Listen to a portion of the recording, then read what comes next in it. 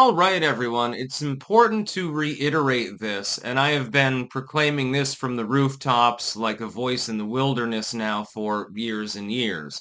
Content creators must unite. It goes beyond partisan lines. It goes beyond religious lines. It goes beyond ethnic lines. It goes beyond pretty much everything else. So when I saw that Timpool and Candace Owens are getting into a sort of grudge match, I was rather sad because these are two people that I've watched. I've been on Timpool's show, for example.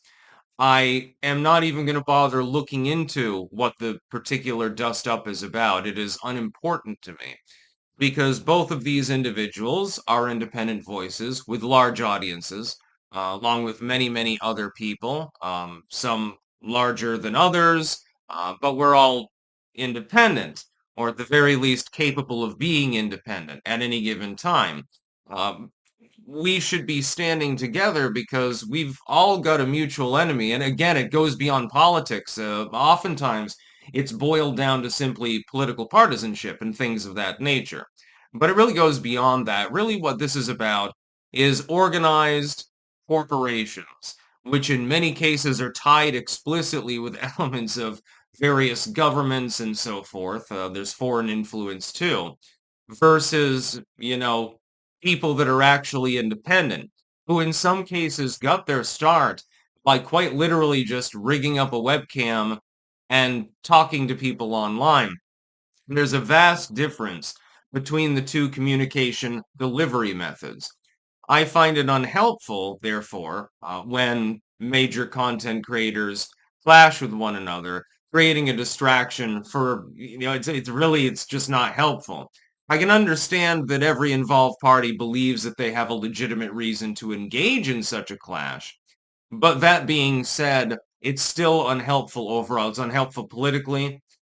Certainly, going on into the political sphere that we're in currently, it's not necessarily the most helpful thing for independent voices to stymie one another when we should be basically a church chorus railing against the legacy media more than anything else. Those are the people that for years and years tried to silence every single one of us. They even tried to silence people on the left. Need I remind people that one of the biggest online purges of groups, this was Facebook related at the time, and it was, more than a decade ago, it targeted groups that were on the right wing, but outside of the maybe what you would call the Republican Party's center right compository, and leftist groups that were against the liberal uniparty. And they all got, mass banned, and then there was the IRS scandal and stuff like that. This happened in yesteryear, so this is no longer, current thing. We have had situations where we have proof that the US government quite literally went after tech sites to try to censor people too. They never did this to CNN now, did they? I have a feeling that there might be a reason for this. The fact is that if us independent voices stand together, we are exceptionally strong. We outflank them completely. It's not even close. A handful of decent-sized content creators could literally form some sort of news syndicate and easily get more views, for example, than a Fox News broadcast or anything that you'd see on MSNBC, which is basically like a three-wheeled wagon at this point. But if we begin infighting with one another, then it becomes unhelpful. I know what some people will say. I can already predict it. Some of you have strong feelings. For instance, Tim Pool, Candace Owens. Some of you are Team Tim, and some of you are Team Candace. But really, that's a false dichotomy that appears to have been set up largely by the Uniparty to try to fool people into thinking that independent voices need to fight with one another factionally, as opposed to standing united against the disinformation, the real propaganda that we're seeing from the goddamn legacy media.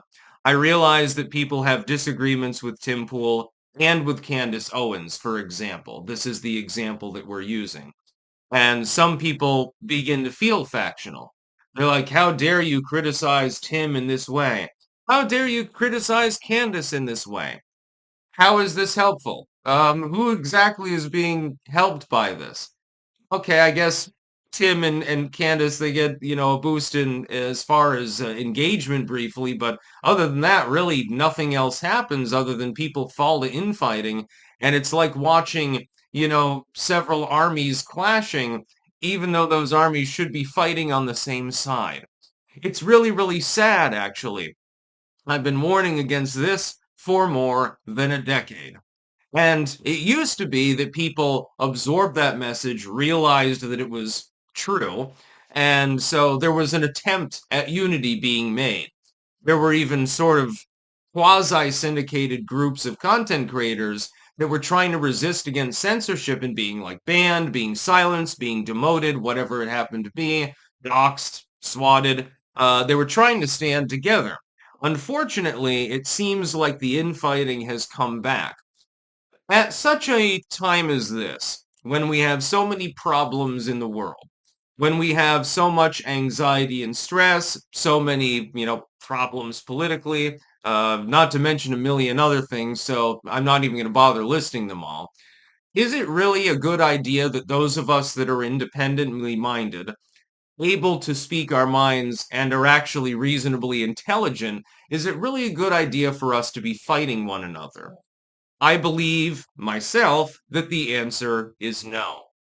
I realize that sometimes people get into intrigue and they get into e-celeb drama and stuff. That's fun. It can be fun, and it can be entertaining. And sometimes it can really help those content creators because, of course, whips their audiences up and stuff like that. So it generates interest. There's nothing wrong with that. Like the blood sports era, I thought was hysterical. But when you got to the point where people were crucifying one another and saying all sorts of crazy shit about one another, you're a shill, you're a pervert, and stuff like that, this is not really particularly helpful. Creators must, generally speaking, stand unified. There are exceptions. For example, Hassan Piker, of course, he discredited himself fairly recently. Years ago, I had defended the dude. I had defended him because YouTube had decided, well, you're going to get a 2-week ban because, you said something, obtuse. That was during the censorship period, by the way. I think I might have been the only major commentator outside of the left that actually defended Hassan Piker. I regret having done so now, and so he's cast down from heaven, I suppose. But at the time, it was like, hey, censorship is a much bigger deal than whatever the hell he has to say.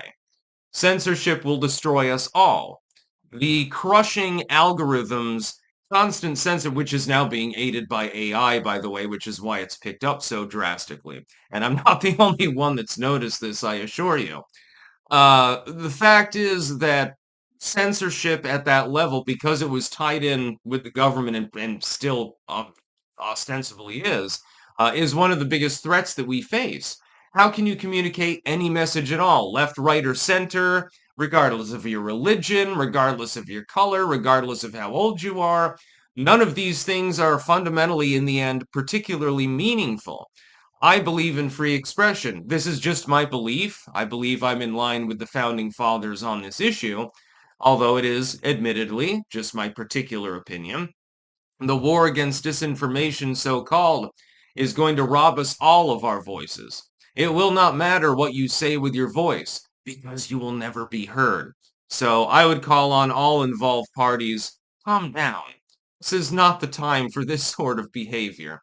That's about all. Peace out.